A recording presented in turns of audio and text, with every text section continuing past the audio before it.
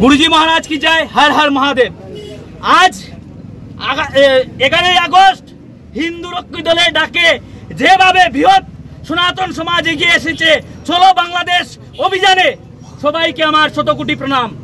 বাংলাদেশে যেভাবে মৌলবাদী জিহাদিরা হিন্দুদের উপর অত্যাচার করছে, মা বোনদেরকে ধর্ষণ করছে, প্যান্ট খুলে দেখছে এরা হিন্দু কি মুসলমান, দেখে হিন্দুদেরকে হত্যা করছে, তারই প্রতিবাদে আজকে আমরা বাংলাদেশ চলে ডাক দিয়েছি।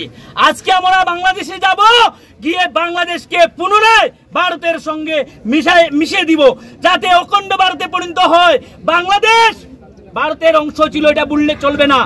অনেক মানুষ আছে আমাদেরকে বলে যে বাংলাদেশ হয়েছে, কি হয়েছে, বাংলাদেশ নিয়ে প্রোটেস্ট করার কি প্রয়োজন।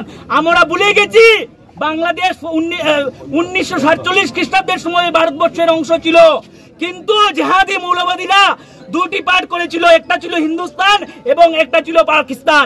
পাকিস্তানে ছিল মুসলিমরা আর হিন্দুস্তানে ছিল হিন্দু মুসলিম মিলে, কিন্তু পাকিস্তানে যে জায়গাতে ছিল 18% 19% হিন্দু, কিন্তু আজকের দিনে এই জায়গাতে হিন্দু নেই। বাংলাদেশে দেখা যাচ্ছে আগে ছিল স্বাধীনতার সময় 23%, কিন্তু আজকের দিনে 8%। এইসব দেখে আমরা বয়ে কাচ্ছি যে আগামী দিনে আমাদের করিমগঞ্জে কি হবে। তাই আজকে আমরা এখান থেকে আওয়াজ দিচ্ছি সিলেটে, বাংলাদেশের তখন সরকার নেই, কুকুর ছাগল এগুলা সরকার চালাচ্ছে, এই দিকে হুঁশিয়ারি করে দিচ্ছি তোমাদের আর বেশি দিন সময় নেই। আজকে আমরা বেশি ঘন্টা সময় নেই, আমরা আসছি তোমাদের বাংলাদেশকে মিশিয়ে ভারতের সাথে যুক্ত করার জন্য।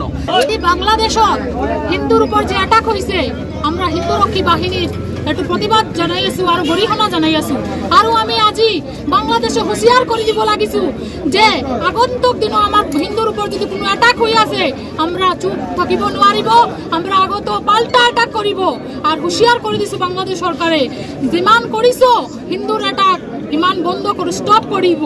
আগন্তুক দিনত যদি একটা হিন্দুর মন্দির ভাঙে আর কোনো একটা অ্যাটাক হয়েছে, আমরা ভারত থেকে আমরা বাংলাদেশ যাইব এবং পাল্টা আক্রমণ করিব। বাংলাদেশ চুরে সরকার হুঁশিয়ার।